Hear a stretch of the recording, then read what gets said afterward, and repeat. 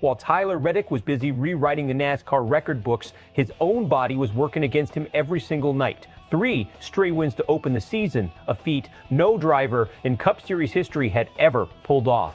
And the entire time, Reddick was fighting something most fans never saw coming, a hidden health condition that had been quietly draining him for years. Today, he's finally talking about it. And what he's revealing changes the way we should be looking at this entire historic run. Tyler Reddick, the reigning Daytona 500 champion, just went public with the diagnosis of obstructive sleep apnea. He found out earlier this year, right around the same stretch where he became the first driver ever to sweep the first 3 races of a Cup Series season, taking checkered flags at Daytona Echo Park Speedway and Circuit of the Americas. Since the diagnosis, Reddick has started CPAP therapy and teamed up with ResMed to push awareness of the condition. He says one night on the machine was enough to feel the difference.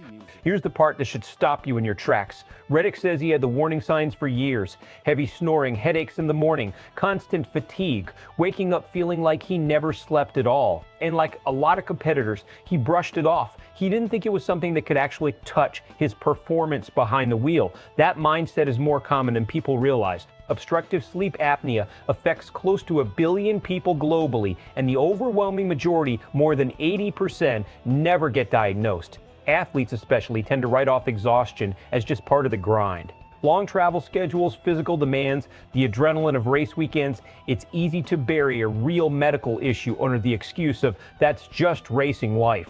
For a driver at the top of a sport that demands split-second reaction time under extreme physical stress, discovering an untreated condition tied to poor sleep quality isn't a minor footnote. It's a red flag that could have been ignored for years if he hadn't finally gotten checked. Let's break down what this actually means from a performance standpoint, because this goes a lot deeper than just the driver was tired. Sleep apnea doesn't just cost you rest. It repeatedly interrupts oxygen flow throughout the night, which means the brain and body never fully recover, even after 8 hours in bed. For any athlete, that's a direct hit to reaction time, focus, and decision-making under pressure.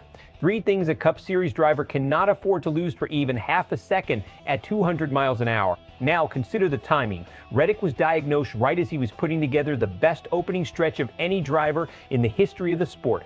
That raises a real question worth sitting with. How much better could that run have looked if his sleep issues had been caught and treated even earlier? Or flip it around. How much of that success came despite fighting through years of degraded recovery, which makes the accomplishment even more impressive?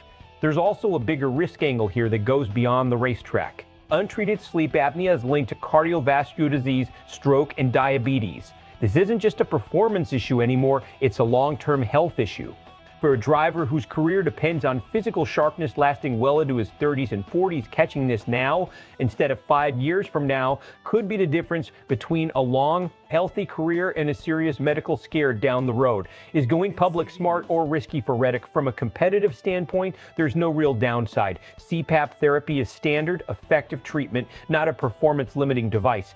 If anything, this move builds his brand as a driver who takes ownership of his health, and it gives him a platform and a partnership that extends well beyond racing. Expect a split reaction here, and both sides say something real. One camp is going to view this as proof of Reddick's toughness. The idea that he was putting together a historic 3-race win streak while dealing with an undiagnosed sleep disorder only adds to the legend. That's the kind of storyline that makes fans respect a competitor even more.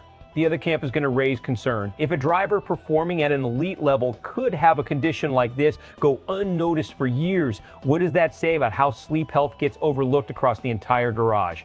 Expect analysts and former drivers to start asking whether more competitors are quietly dealing with the same thing. Medical voices are already framing this as a teaching moment. ResMed's chief medical officer has pointed out that sleep apnea doesn't discriminate by age, body type, or fitness level, which directly challenges the assumption that this is only a condition tied to older or overweight patients. Best case scenario, Reddick's treatment keeps paying off, his recovery and focus continue trending upward, and he rides that improved performance into a serious championship push. His partnership with ResMed grows into a legitimate off-track platform, and his story pushes other athletes inside and outside NASCAR to get screened for a condition they've been ignoring.